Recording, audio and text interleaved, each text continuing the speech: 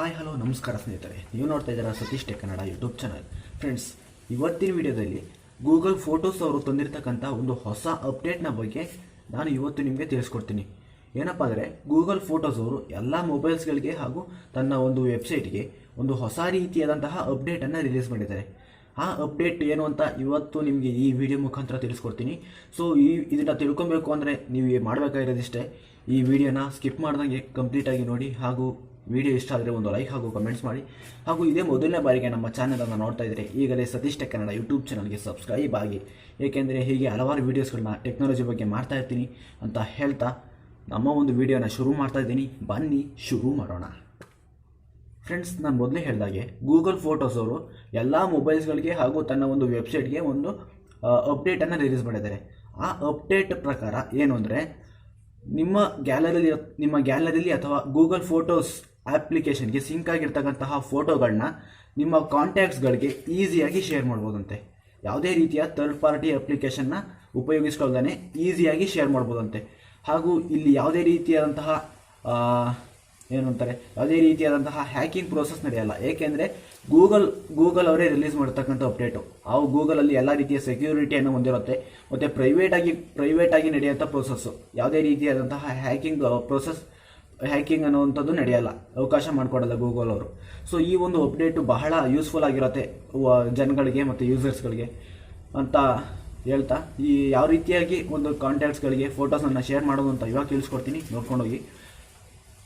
ನೀವು ಇನ್ನೂ ನಿಮ್ಮ ಮೊಬೈಲ್ನಲ್ಲಿ ಗೂಗಲ್ ಫೋಟೋಸನ್ನು ಅಪ್ಡೇಟ್ ಮಾಡ್ಕೊಂಡಿಲ್ಲ ಅಂತ ಹೇಳಿದರೆ ಈಗಲೇ ಪ್ಲೇಸ್ಟೋರ್ಗೆ ಹೋಗ್ಬಿಟ್ಟು ನಿಮ್ಮ ಒಂದು ಗೂಗಲ್ ಫೋಟೋಸ್ ಅಪ್ಲಿಕೇಶನ್ನ ಅಪ್ಡೇಟ್ ಮಾಡ್ಕೊಳ್ಳಿ.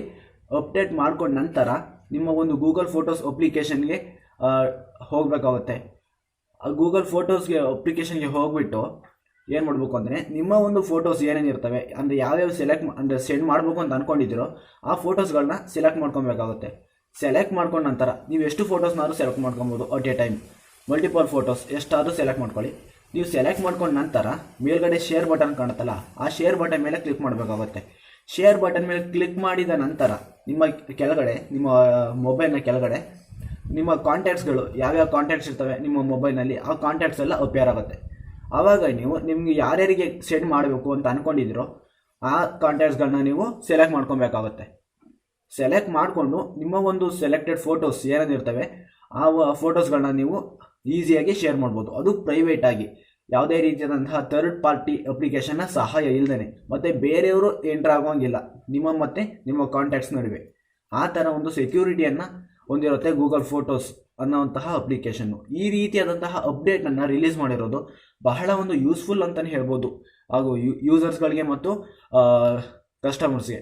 ಯಾವುದು ಗೂಗಲ್ ಫೋಟೋಸ್ ಈ ಒಂದು ಪ್ರೋಸೆಸ್ನ ನೀವು ಅನುಭವಿಸ್ಬೇಕು ಅಂತ ಅಂದ್ಕೊಂಡ್ರೆ ನಿಮ್ಮ ಒಂದು ಮೊಬೈಲ್ನಲ್ಲಿ ಜಿಮೇಲ್ ಅಥವಾ ಗೂಗಲ್ ಅಕೌಂಟ್ ಇರಬೇಕು. ಗೂಗಲ್ ಅಕೌಂಟ್ ಇದ್ದರೆ ಮಾತ್ರ ನೀವು ಆ ಥರ ಒಂದು ಅಪ್ಡೇಟನ್ನು ನೀವು ಕೂಡ ಯೂಸ್ ಮಾಡ್ಕೊಬೋದು. ಬಟ್ ಗೂಗಲ್ ಫೋಟೋಸ್ ಅವರು ತಮ್ಮ ವೆಬ್ಸೈಟಲ್ಲಿ ಈ ಒಂದು ಮಲ್ಟಿಪಲ್ ಫೋಟೋಸ್ಗಳನ್ನ ಶೇರ್ ಮಾಡಲಿಕ್ಕೆ ಅವಕಾಶವನ್ನು ಮಾಡಿಕೊಟ್ಟಿಲ್ಲ. ಅಲ್ಲಿ ಏನಪ್ಪ ಅಂದರೆ, ವೆಬ್ಸೈಟಲ್ಲಿ ಏನಾದರೂ ನೀವು ಶೇರ್ ಮಾಡಬೇಕು ಅಂತ ಅಂದ್ಕೊಂಡ್ರೆ ಅಟ್ ಎ ಟೈಮ್ ನೀವು ಒಂದು ಫೋಟೋಸ್ಗಳನ್ನ ಮಾತ್ರ ನೀವು ಕಾಂಟ್ಯಾಕ್ಟ್ಸ್ಗಳಿಗೆ ಶೇರ್ ಮಾಡ್ಬೋದಂತೆ. ಇಲ್ಲಾಂದರೆ ನೀವು ಜಾಸ್ತಿ ಫೋಟೋಸ್ಗಳನ್ನ ಶೇರ್ ಮಾಡಲಿಕ್ಕೆ ಆಗಲ್ಲ. ಸೊ ಈ ರೀತಿಯಾದಂತಹ ಅಪ್ಡೇಟನ್ನು ಗೂಗಲ್ ಫೋಟೋಸ್ ಅವರು ತಮ್ಮ ಒಂದು ವೆಬ್ಸೈಟಲ್ಲಿ ರಿಲೀಸ್ ಮಾಡಿದ್ದಾರೆ.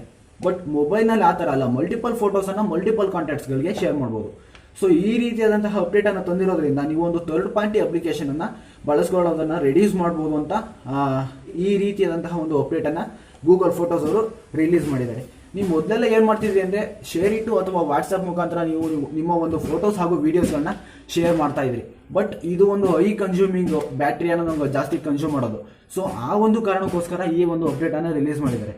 ಮತ್ತು ನೀವು ವಾಟ್ಸಪ್ಪಲ್ಲಿ ಫೋಟೋಸು ಮತ್ತು ವೀಡಿಯೋಸ್ಗಳನ್ನ ಶೇರ್ ಮಾಡಬೇಕಾದ್ರೆ ಅಟ್ ಎ ಟೈಮ್ ನೀವು ಒಂದು 5 ಕಾಂಟ್ಯಾಕ್ಟ್ಸ್ ಅಂದರೆ ಮಿನಿಮಮ್ 5 ಕಾಂಟ್ಯಾಕ್ಟ್ಸ್ಗೆ ನೀವು ಶೇರ್ ಮಾಡ್ಬೋದಿತ್ತು. ಬಟ್ ಇಲ್ಲಿ ಜಾಸ್ತಿ ಅಂದರೆ 5 ಕಾಂಟ್ಯಾಕ್ಟ್ಗಿಂತ ಮೇಲ್ಪಟ್ಟು ನಿಮ್ಮ ಒಂದು ಕಾಂಟ್ಯಾಕ್ಟ್ಸ್ಗಳಿಗೆ ನಿಮ್ಮ ಒಂದು ಫೋಟೋಸ್ಗಳನ್ನ ಶೇರ್ ಮಾಡ್ಬೋದು. ಸೊ ಈ ರೀತಿಯಾದಂತಹ ಫೀಚರ್ಸ್ಗಳನ್ನು ಈ ಒಂದು ಅಪ್ಡೇಟ್ ಮುಖಾಂತರ ಗೂಗಲ್ ಫೋಟೋಸ್ ಅವರು ಎಲ್ಲ ಮೊಬೈಲ್ಗಳಿಗೆ ಆ್ಯಡ್ ಮಾಡಿದ್ದಾರೆ. ಸೊ ಈ ರೀತಿಯಾದಂತಹ ಒಂದು ಅಪ್ಡೇಟ್ನ ನೀವು ಪಡ್ಕೋಬೇಕು ಅಂದರೆ ಈಗಲೇ ಪ್ಲೇಸ್ಟೋರ್ಗೆ ಹೋಗ್ಬಿಟ್ಟು ನಿಮ್ಮ ಒಂದು ಗೂಗಲ್ ಫೋಟೋಸನ್ನು ಅಪ್ಡೇಟ್ ಮಾಡ್ಕೊಳ್ಳಿ. ಅಪ್ಡೇಟ್ ಮಾಡ್ಕೊಂಡ ನಂತರ ಈಗಾದಂತಹ ಒಂದು ಅಪ್ಡೇಟನ್ನು ನೀವು ಕೂಡ ಉಪಯೋಗಿಸ್ಕೊಳ್ಳಿ ಅಂತ ಹೇಳ್ತಾ ನನ್ನ ಒಂದು ವಿಡಿಯೋನ ಇಲ್ಲಿಗೆ ಮುಗಿಸ್ತಾ ಇದ್ದೀನಿ. ಸೊ ಥ್ಯಾಂಕ್ ಯು ಫ್ರೆಂಡ್ಸ್, ಧನ್ಯವಾದಗಳು.